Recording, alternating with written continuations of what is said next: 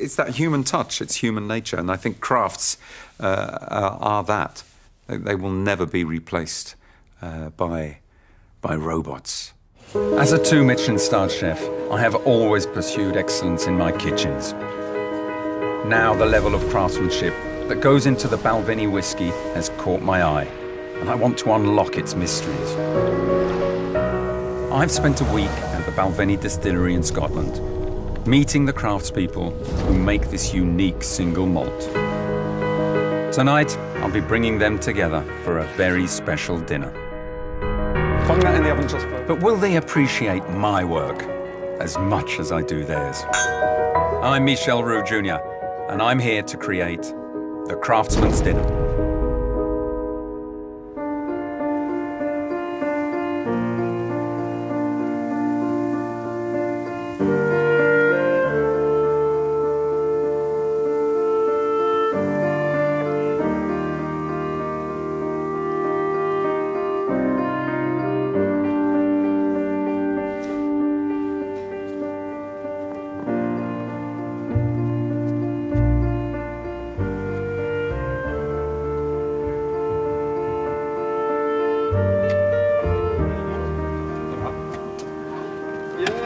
Made it. Yeah, I think he's always been passionate about what he was doing.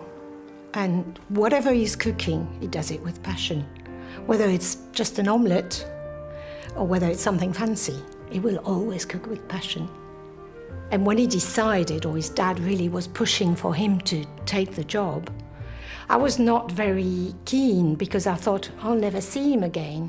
I won't do it forever. He says, I promise you I'll retire early.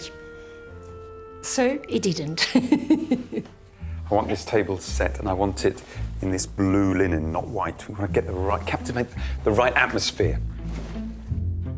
Let's get the meat out of the fridge as well, because otherwise it's going to be too cold. I think as craftsmen, we feed off each other's passion. And I think if you put different crafts together in a room, they immediately hit it off, because there's a mutual respect and understanding. Not going to go too much, yeah? Just a few like this.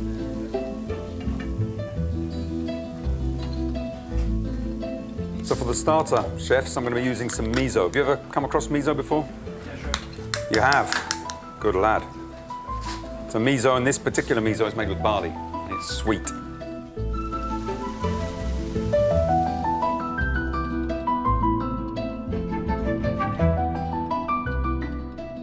I'll be looking forward to seeing what he can kind of conjure up on the menu. Maybe barley related, we'll have to wait and see. Make sure you pick out the best of the leaves, yeah? Because some of them are a little bit wilted. How was your cask coming on that you done last time you were fishing? Did you try it? It's definitely improved. Okay.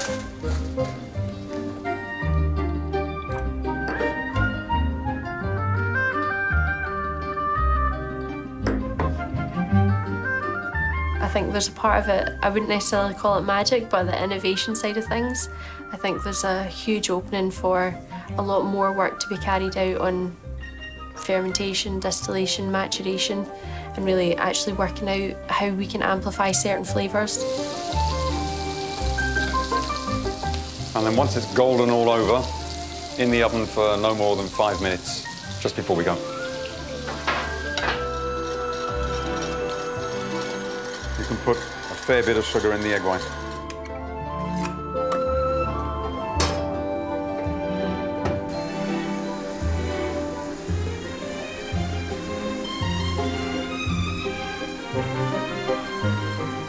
It's copper instead of stainless steel just because of its malleability, the way you can shape and form it, manipulate the copper. It's looking good. They're coming up. So we're ready for the starter.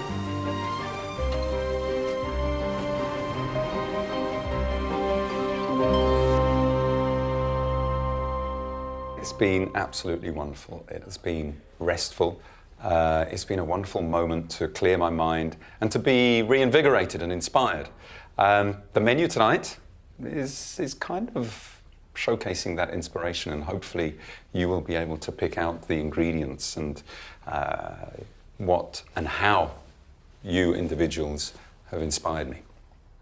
One thing I've learned throughout my stay in the distillery is how you build up the flavor profiles, whether it's the maltings, the barley, or the coppersmith, and how that affects the taste, or the nose, the blending, the maturing of the whiskey. All of that, it's just building up layers and layers and layers of taste. So you have got on the plate a barley milk, which I've made and turned into a kind of like a gel. You've got underneath the scallops more barley, but this time fermented, a barley miso. Bon appetit. Can't wait.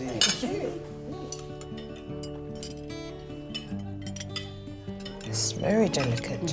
Full of yummy food. It's delicious. Oh, very It is nice. You've got to be there all the time, watching it grow. Our maltings, yeah, it runs, it's 24/7 and all year round, so They're right now. there will be, yeah. Someone's there at the moment while I'm privileged enough to be sitting here, so. Someone's got to do it. You can take what you do on a daily basis for granted, and to take a step back and look at it, you kind of realise that you're doing something that's more special than you thought.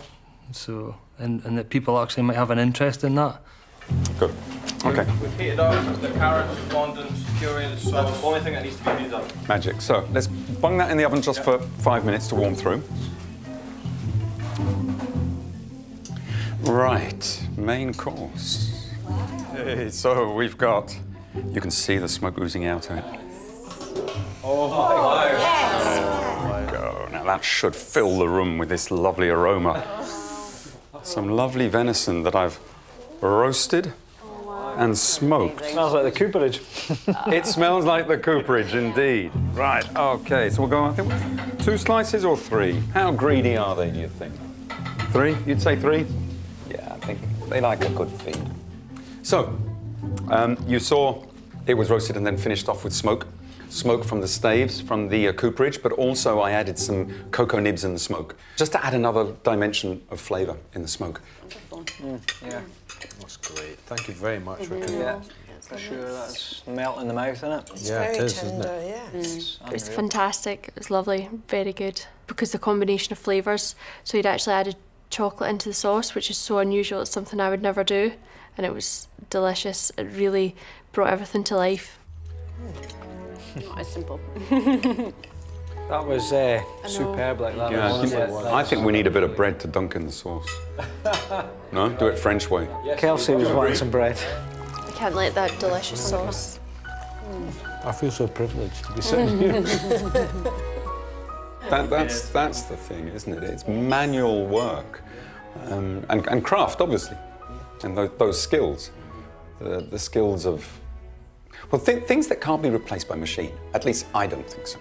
I know. And if you had a robot doing everything day in, day out, how would you ever, grow and build the brand and do new things? Because it would be set to function a certain way. So it takes a human being to actually think, let's try something different. And someone doing everything day in, day out to actually see an opportunity. We wouldn't get that.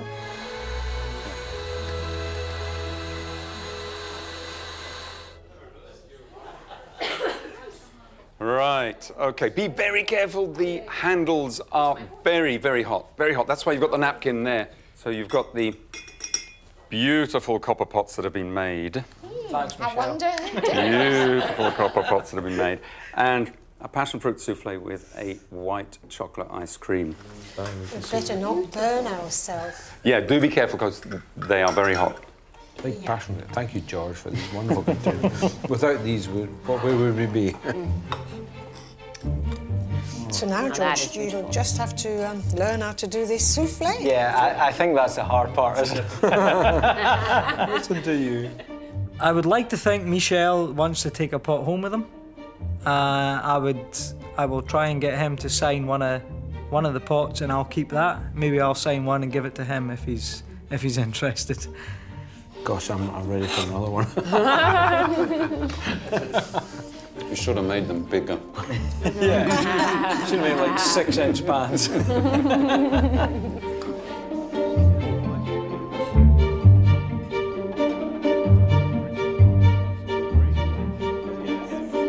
Cheers. Good health to everyone.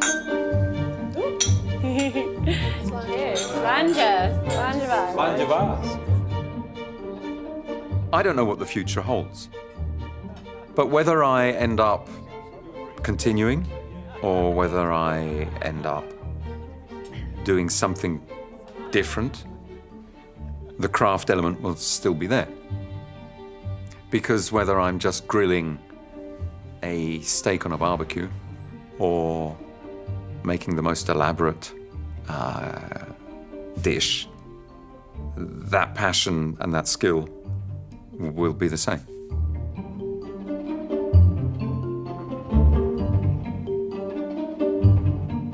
Just amazing the way he can kind of use different foods and bring them together to mean something to us as well.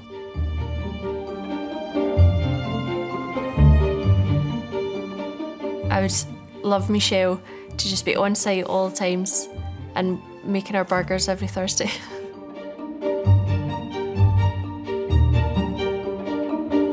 It was all flavours that I had never tasted before that he introduced us to, and it was great. Maybe they've been inspired to look at their craft in a different way.